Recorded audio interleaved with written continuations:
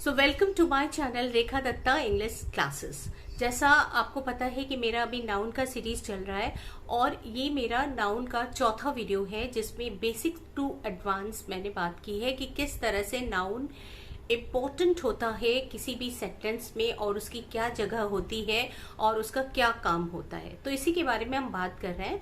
इस वीडियो को देखने से पहले मेरे first, second and third video जो इसी के ऊपर बना हुआ है उसको देखिएगा और उसके बाद इस वीडियो पर क्लिक करिएगा।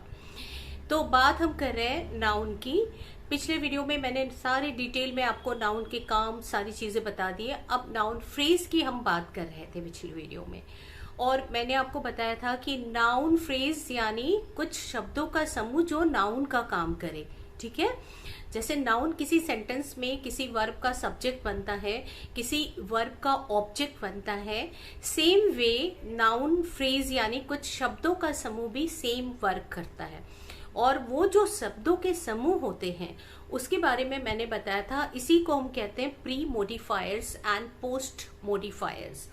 प्री मोडिफायर्स में पिछले वीडियोस में मैंने आपको डिटरमाइनर के बारे में बताया था, फिर एडजेक्टिव और नंबर्स के बारे में बताया था। आज मैं कुछ और ऐड करना चाहूंगी। मैंने आपको बताया था डिटरमाइनर में आपका आर्टिकल आ जाता है और उसके बाद डेमोन्स्ट्रेटिव एडजेक्टिव और डिस्ट्रीब्यूटिव एडजेक्टिव, क्वांटिफायर्स एक्सेट्रा आते हैं, मैंने बताया था। उसके बाद एडजेक्टिव किस तरह से किसी भी नाउन के पहले आके जो है नाउन फ्रेज बनाता है और नंबर्स भी मैंने बताया था।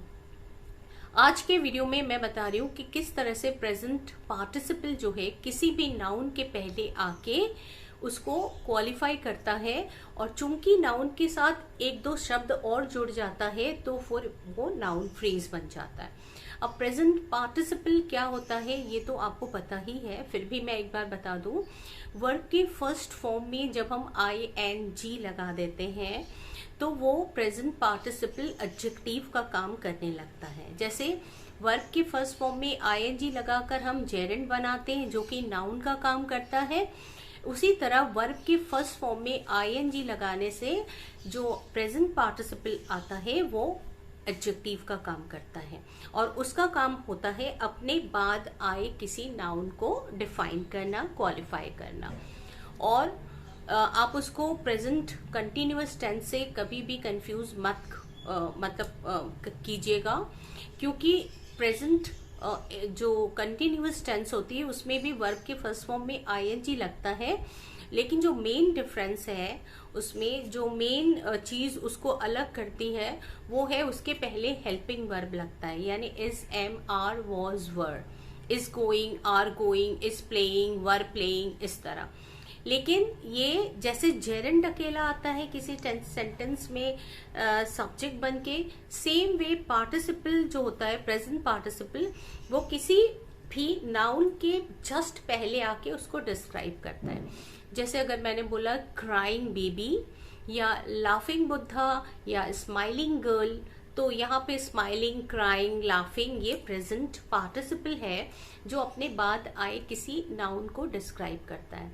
तो प्री मोडिफायर में यानी नाउन फ्रेज बनाने के लिए हम प्रेजेंट पार्टिसिपल को भी यूज कर सकते हैं। जैसे हम कह सकते हैं कि अ लाफिंग गर्ल या स्माइलिंग बेबी, इस तरह, या बर्निंग हट, मैंने बोला अ बर्निंग हट। अब यहाँ पे देखिए अ बर्निंग हट, अ आर्टिकल, बर्निंग आपका प्रेजेंट पार्टिसिपल और हट हो गया नाउन, तो ये अ बर्निंग हट पूरा नाउन फ्रेज बन गया। सेम वे वर्ब का जो थर्ड फॉर्म होता है जिसको कि हम present perfect tense, past perfect tense और फ्यूचर परफेक्ट टेंस बनाने का काम करता है, जो वर्ब का थर्ड फॉर्म और पैसिव वॉइस बनाता है, उसी वर्ब के थर्ड फॉर्म को हम पास्ट पार्टिसिपल बोलते हैं जो कि एडजेक्टिव का काम करता है। यानी वर्ब के फर्स्ट फॉर्म में ING एडजेक्टिव का काम करता है और वर्ब के थर्ड फॉर्म जो होता है वर्ब का वो भी एडजेक्टिव का काम करता है जब उसके जस्ट बगल में कोई नाउन हो। जैसे ब्रोकन हार्ट या कवर्ड फूड, इस तरह, या बर्न्ट हाउस, इस तरह, या मोटिवेटेड मैन। तो मोटिवेटेड हमारा वर्ब है वर्ब का थर्ड फॉर्म, और उसके जस्ट बाद मैंने एक नाउन लगा दिया, या इंस्पायर्ड पर्सन, इंस्पायर्ड पर्सन। अब यहाँ पे इंस्पायर एक वर्ब है, लेकिन inspire, inspired, inspired third form हो गया, और उसके बाद जस्ट मैंने एक नाउन लगा दिया, तो ये एडजेक्टिव का काम करने लगा। तो ये जो है ये प्री मॉडिफायर में आ सकता है, यानी जो हमारा हेड वर्ड होता है नाउन, उसके पहले ये प्रेजेंट पार्टिसिपल और पास्ट पार्टिसिपल ये भी जो है प्री मॉडिफायर बनाते हैं। तो चूंकि हम प्री मॉडिफायर के बारे में पिछले वीडियोस में बहुत डिटेल में आपको बता चुके हैं, आज हम बात करने वाले पोस्ट मॉडिफायर्स के बारे में। पोस्ट मॉडिफायर्स में पहले आपका प्रेपोजिशन जो है फ्रेज है। प्रेपोजिशन फ्रेज जो है वो दो तरह से काम करता है, यानी वो एडजेक्टिव का भी काम करता है और एडवर्ब का भी काम करता है। जब प्रेपोजिशन फ्रेज एडजेक्टिव का काम करता है तो वो अपने पहले आए किसी नाउन को डिस्क्राइब करता है, उसके बारे में एक्स्ट्रा इंफॉर्मेशन देता है, उसके क्वालिटी के बारे में बोलता है। और जब प्रेपोजिशन फ्रेज एडवर्ब की तरह काम करता है तो फिर वो कब, कहाँ, क्यों, कैसे का जवाब देता है। तो अभी तो हम एडवर्ब की तरह काम नहीं करवा रहे प्रेपोजिशन को, चूंकि हम नाउन पढ़ा रहे हैं, तो आपको हम बताएंगे कि कैसे प्रेपोजिशनल फ्रेज एडजेक्टिव की तरह काम करता है, यानी अपने पहले आए हुए नाउन को डिस्क्राइब करता है। तो उसके लिए क्या है, जैसे मैंने पिछले वीडियो में आपको एग्जाम्पल के तौर पे बताया था कि the lady in green sari, the lady in the green sari. अब यहाँ पे the lady in green sari जो है, आपको पता है कि प्रेपोजिशन अपने बाद एक नाउन लेता है। द लेडी हमारा हेड वर्ड है, और लेडी के पहले द प्रेपोजिशन, द आर्टिकल आया है। The lady in green sari, in preposition है और इन अपने बाद एक नाउन लेता है, तो साड़ी नाउन है आपका, और ग्रीन उस साड़ी को क्वालिफाई कर रहा है, यानी एक एडजेक्टिव है। सेम वे हम कह सकते हैं कि the man in blue coat, the man in blue coat, तो हमारा सब्जेक्ट हो गया the man in blue coat. अब ये इन ब्लू कोट जो है ये इस मैन को डिफाइन कर रहा है, इसके बारे में एक्स्ट्रा इंफॉर्मेशन दे रहा है, तो इसी को कहते हैं प्रेपोजिशनल फ्रेज, जो यहाँ पे एडजेक्टिव का काम कर रहा है। नेक्स्ट हमारा है रिलेटिव क्लॉज। अब रिलेटिव क्लॉजेस जो होती है वो रिलेटिव प्रोनाउन से शुरू होता है, और रिलेटिव प्रोनाउंस होती है विच, हु, whom, that, तो ये सारे, या whose, so which, who, whom, whose, that, ये रिलेटिव जो है प्रोनाउन है। और साथ ही साथ कभी कभी relative adverb why, when, where भी आ जाता है। तो रिलेटिव क्लॉज जो है वो रिलेटिव प्रोनाउन से शुरू होता है और काम करता है वो एक एडजेक्टिव का, यानी अपने पहले आए हुए जो नाउन है उसको डिस्क्राइब करता है। यहाँ पे एक बात जो है बहुत ही ज्यादा ध्यान देने की है कि चूंकि हम नाउन फ्रेज पढ़ा रहे हैं आपको, और उसमें रिलेटिव क्लॉज आ गया, यानी नाउन फ्रेज में पोस्ट मॉडिफायर की तरह रिलेटिव क्लॉज काम कर रहा है, तो आप कहेंगे मैम आप अभी तक आपने जो है हमें क्लॉज इंट्रोड्यूस ही नहीं कराया, लेकिन इसमें आप नाउन फ्रेज के अंदर क्लॉज ला रहे हैं।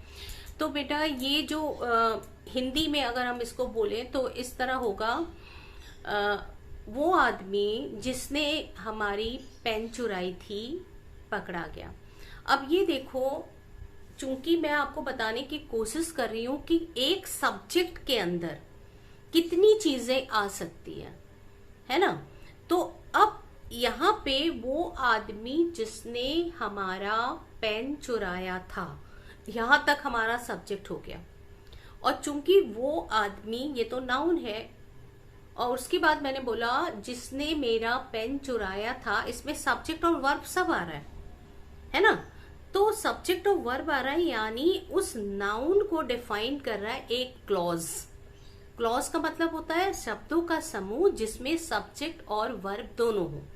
और चूंकि हम आपको पढ़ा रहे हैं नाउन फ्रेज, तो मैं ये बताने की कोशिश कर रही हूँ कि किसी भी सेंटेंस का सब्जेक्ट जब होता है तो नाउन अकेला आ सकता है, नाउन के साथ कुछ और शब्द आ सकते हैं, और उसके अंदर एक क्लॉज भी आ सकता है। तो अब देखिए, जैसे एग्जाम्पल के तौर पे मैंने बोला रिलेटिव क्लॉज लगा के कैसे हम पोस्ट मॉडिफायर का काम करते हैं। जैसे मैंने बोला the boy who has stolen my wallet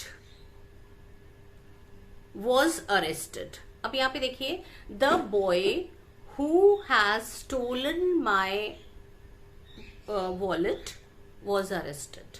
अब यहाँ पे द बॉय, ठीक है, तो the post modifier pre modifier हो गया द बॉय। द बॉय, अब यहाँ पे मैंने अलग से एक रिलेटिव क्लॉज जोड़ा उस बॉय को क्वालिफाई करने के लिए, who has stolen my wallet. अब पूरा सब्जेक्ट हमारा हो गया a boy who has stolen my wallet. समझ में आ रहा है इतना तक? वॉज अरेस्टेड आपका प्रेडिकेट हो गया। यानी मैं यह बोलना चाहती हूं कि किसी भी सेंटेंस का जो सब्जेक्ट होता है, वही हम नाउन फ्रेज की बात करें, यहाँ पे नाउन क्लॉज की बात नहीं कर रहे हैं, तो जो नाउन फ्रेज है उसी के अंदर आपको एक नाउन क्लॉज आ गया। लेकिन हमारा मतलब यहाँ पे क्लॉज अलग से दिखाना नहीं है, उसी बॉय की बात हो रही है जो कि हमारा हेडवर्ड है, और उसी की विशेषता बताई जा रही है कि the boy who has stolen my wallet. तो यहां तक मेरा सब्जेक्ट हो गया, लेकिन फिर भी ये एक सब्जेक्ट ही है अभी तक ये एक फ्रेज ही है, क्योंकि इसके अंदर मैंने वर्ब नहीं डाला है। क्लॉज के अंदर भले ही हमारा वर्ब आ गया, लेकिन पूरे फ्रेज में हमारा वर्ब नहीं है। हमारा वर्ब तभी आएगा जब मैंने बोला वॉज अरेस्टेड।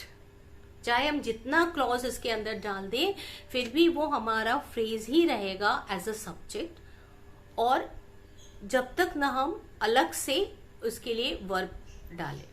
एग्जाम्पल मैं दे रही हूं, जैसे मैंने बोला the lady whom I talked last month has died today। तो the lady whom I talked last month का मतलब हुआ वो औरत जिससे मैंने पिछले महीने बात की थी मर गई, उसकी डेथ हो गई, has died। तो अब जिससे मैंने पिछले महीने बात की थी, ये क्लॉज है बेटा, सब्जेक्ट और वर्ब दोनों है, लेकिन फिर भी मैंने यहाँ पे जो नाउन है द लेडी, उसका मैंने पोस्ट मॉडिफायर बनाया, तो हमारा सब्जेक्ट कितना बड़ा हो गया, द लेडी हुम आई टॉक्ड लास्ट मंथ तक हमारा सब्जेक्ट हो गया इतना बड़ा, और फिर वर्ब मैंने लगाया has died today.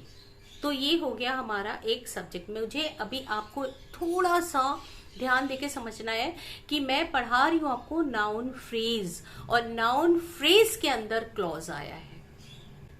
Same way अगर मैं कहूं कि this is the boy whose father died recently has come to my house। अब इस सेंटेंस को देखिए, पूरा सेंटेंस बना हुआ है, तो इसमें नाउन फ्रेज कौन सा है, this is the boy whose father died last month। This is the boy whose father died last month या रिसेंटली, आप जो भी बोल ले, has come to my house. चूंकि has come to my house से हमारा प्रेडिकेट शुरू हो रहा है, और हमारा सब्जेक्ट कितना बड़ा हो गया, this is the boy whose father has died last month, या whose father has died recently, जो भी मैंने बोला। अब यहाँ पे देखो, ये वो लड़का है जिसके पिताजी पिछले महीने जिनकी डेथ हुई थी, या यही वो लड़का है जिसके पिताजी की अभी रिसेंटली डेथ हुई है, मेरे घर आया है। मतलब वो लड़का मेरे घर आया है जिसके पिताजी की रिसेंटली डेथ हुई थी।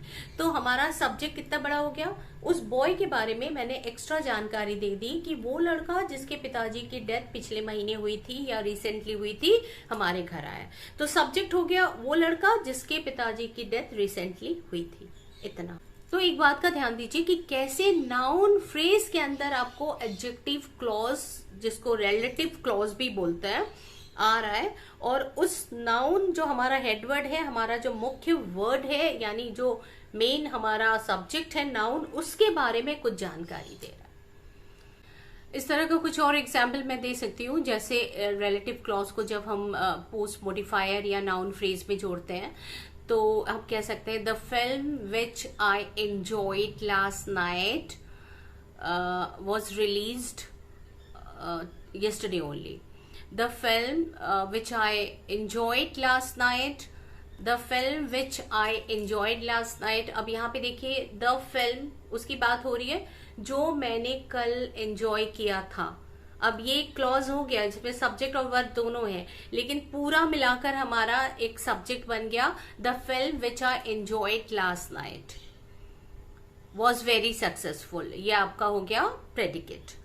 सो इस तरह ध्यान आपको जो रखना है वो इस बात का रखना है कि नाउन के बाद यानी उसी नाउन के बारे में कुछ अतिरिक्त अगर जानकारी हमको मिल रही है और उसमें अगर एक सब्जेक्ट और वर्ब भी आ जाए तो भी हमारा उतना जो है आपका पूरा नाउन फ्रेज ही रहेगा. और याद रखिए कि नाउन फ्रेज जो है इसको, अब जैसे मैंने आपको बताया था कि नाउन, एक चीज बहुत ध्यान से सुनिए, मैंने आपको बताया था कि नाउन को हम रिप्लेस कर सकते हैं प्रोनाउन से. तो जैसे अगर ये आपका नाउन फ्रेज हो गया, जैसे किसी सेंटेंस किसी वर्ब का सब्जेक्ट नाउन फ्रेज हो गया, ठीक है, तो उस पर्टिकुलर पार्ट को हम दिस से, दैट से, दीस से, दोस से, समथिंग से, समवन से हम जो है उसको क्या कर सकते हैं, रिप्लेस कर सकते हैं. जैसे अगर मैंने बोला the film which I enjoyed last night was a big success, इतना मैंने बोला. अब यहाँ पे देखिए the film which I enjoyed last night तक हमारा सब्जेक्ट है. उसकी जगह हम जो है समथिंग जोड़ सकते हैं. Something was a big success, इस तरह हम कह सकते हैं that was a big success, या it was a big success, या this was a big success. मेरे कहने का मतलब है कि नाउन और उससे संबंधित कुछ भी चीजें, चाहे वो प्रेपोजिशनल फ्रेज हो, चाहे वो जेरेंड फ्रेज हो, चाहे वो रिलेटिव क्लॉज हो, सब मिलाकर जितना पोर्शन हमारा सब्जेक्ट बनाता है उस पूरे वाले पोर्शन के साथ हम it, that, this, those, something जो वहां पे सुटेबल बैठे उसको हम कर सकते हैं, ऐड कर सकते हैं. अब देखिए जेरेंड फ्रेज में मैंने बोला the lady dancing on the street is my new neighbour. अब यहाँ पे देखिए द लेडी, ये हमारा हेडवर्ड हो गया. डांसिंग ऑन द स्ट्रीट ये एक जेरेंड फ्रेज है जो इस पोस्ट मॉडिफायर के रूप में काम कर रहा है, इस द लेडी को डिस्क्राइब कर रहा है. So the lady dancing on the street is my new neighbour. तो यहाँ पे जो पूरा भाग है the lady dancing on the street, so इसको हम दिस से कर सकते हैं, this is my new neighbour, that is my new neighbour, ये भी हम लगा सकते हैं. तो याद रखिए कि पूरा का पूरा जो हिस्सा आपका नाउन का काम करता है, नाउन फ्रेज का काम करता है, उसको हम इट, है, that, this, those, something, someone से रिप्लेस कर सकते हैं. अगर मैंने बोला the girl talking to my God is the new maid of the society, तो the girl talking to my maid is the new maid of the society. The girl talking to my God is the new maid of the society. अब यहाँ पे the girl talking to my God तक हमारा subject हो गया, जो कि the girl के बाद ये जेरेंड फ्रेज आ गया और पूरा मिलाकर एक सब्जेक्ट का काम कर रहा है. इसकी जगह हम this लगा सकते हैं, that is my new maid, या that is this is my new maid, या someone is my new maid. यहाँ पे कंफ्यूजन ये हो जाती है कि जो आपका प्रेजेंट पार्टिसिपल फ्रेज है वो भी वर्ब के फर्स्ट फॉर्म में आईएनजी लगाकर बनता है, और वो भी जस्ट नाउन के बगल में आईएनजी वाला हिस्सा जो है जस्ट नाउन के बगल में आता है. अब यहाँ पे अंतर क्या है? अंतर बहुत इजी सा है कि हम जो है उस पर्टिकुलर पार्टिसिपल फ्रेज वाले हिस्से की बात करते हैं जो कि एडजेक्टिव का काम कर रहा है, और उसको हम नाउन के साथ इंक्लूड करके सब्जेक्ट नहीं बनाते. यहाँ पर अंतर यही है. अब यहाँ पे अंतर देखिए, मैंने अगर बोला the children wearing red frock, the children wearing red frocks are my students. ठीक है, मैंने किसी से बोला the children wearing red frocks are my students. अब देखिए एक एग्जाम्पल मैं आपको दे रही हूँ, the children wearing red frock are my students. The children wearing red frocks are my students. अब यहाँ पे है तो ये पूरा का पूरा हमारा नाउन का phrase, the children wearing red frocks. हम नाउन की बात करें क्योंकि नाउन को डिस्क्राइब कर रहा है आपका प्रेजेंट पार्टिसिपल फ्रेज, लेकिन यहाँ पे हम प्रेजेंट पार्टिसिपल फ्रेज जो है वो पूरा एडजेक्टिव का काम कर रहा है, और यहाँ पे द चिल्ड्रन की विशेषता बता रहा है कि वो रेड फ्रॉक पहने हुए हैं। ठीक है, the children wearing red frock. अब यहाँ पे वेयरिंग रेड फ्रॉक वाली जो जगह है उसपे हम हु लगा सकते हैं। अब की बात, इसके पहले मैंने बोला था आपको पूरा का पूरा जेरेंट फ्रेज जो है उसमें हम दिस, दैट, दीज, दोज लगा सकते हैं, सब्जेक्ट की तरह यूज कर सकते हैं। लेकिन यहाँ पे जब हम उसको अलग करेंगे, यानी पूरा मिलाकर तो हमारा पार्टिसिपल फ्रेज है पूरा। नाउन फ्रेज के अंदर पार्टिसिपल फ्रेज है, यानी नाउन फ्रेज को पार्टिसिपल फ्रेज जो है पोस्ट मॉडिफायर की तरह डिफाइन कर रहा है। द चिल्ड्रन, बात हो रही द चिल्ड्रन की, वेयरिंग रेड फ्रॉक्स जो है उस बच्चों की विशेषता बता रहा है। ठीक है, the children wearing red frocks. अब उसको यहाँ पे देखो, यहाँ पे हु से हम वो कर सकते हैं। अगर किसी ने पूछा who children, who are the children, the children who are wearing red frocks, the children who are wearing red frocks. अब यहाँ पे हु आर को अगर मैं हटा दूं तो ये रिड्यूस रिलेटिव क्लॉज बन जाता है, और ये इस तरह होगा, the children wearing red frocks, यानी वेयरिंग रेड फ्रॉक्स वाला जो हिस्सा है वो उस चिल्ड्रन को डिफाइन कर रहा है। लेकिन जब हम बात करें नाउन फ्रेज और पोस्ट मॉडिफायर की, तो हमारा सब्जेक्ट बनता है the children wearing red frocks, यहां तक हमारा सब्जेक्ट बनेगा। समझ में आ रहा है पूरा? और चूंकि वो पूरा का पूरा हिस्सा जो है हमारा नाउन फ्रेज है, तो उसको हम दिस, दैट, दीज, दोज किसी से भी हम उसको रिप्लेस कर सकते हैं, क्योंकि हम पढ़ा आपको नाउन फ्रेज रहे हैं, और नाउन फ्रेज के अंदर ये सारी चीजें आ रही है। समझ में आ रहा है? या इसी तरह मैंने बोला the girls dancing on the stage, मतलब कई लड़कियां जो नाच रही हैं स्टेज पर, girls dancing on the stage have come for the party. The girls dancing on the stage have come for the party. अब यहाँ पे आप कहें कि मैम ये जेरेंट फ्रेज और प्रेजेंट पार्टिसिपल फ्रेज के अंदर हमको अंतर नहीं समझ में आ रहा है। तो बेटा जेरेंट जो है एक्शन दिखाता है, पार्टिसिपल जो फ्रेज होता है वो उस पर्टिकुलर नाउन को डिस्क्राइब करता है। तो यहाँ पे the girls dancing on the stage जो है, ये इतना वाला हिस्सा सिर्फ लीजिए, डांसिंग ऑन द स्टेज जो गर्ल की विशेषता बता रहा है। The girls dancing on the stage, ये गर्ल की विशेषता बता रहा है, उसको हु से रिप्लेस कर सकते हैं। Who are dancing on the stage, the girls dancing on the stage. अब हु आर को हम कट कर देंगे, हु आर की जगह हम लिखेंगे द गर्ल्स, हु आर हटा देंगे तो डांसिंग ऑन द स्टेज उस गर्ल की विशेषता बताने लगा। तो अब यहां तक पूरा हमारा सब्जेक्ट हो गया, the girl dancing on the stage have come for the party. तो have come for the party आपका प्रेडिकेट हो गया।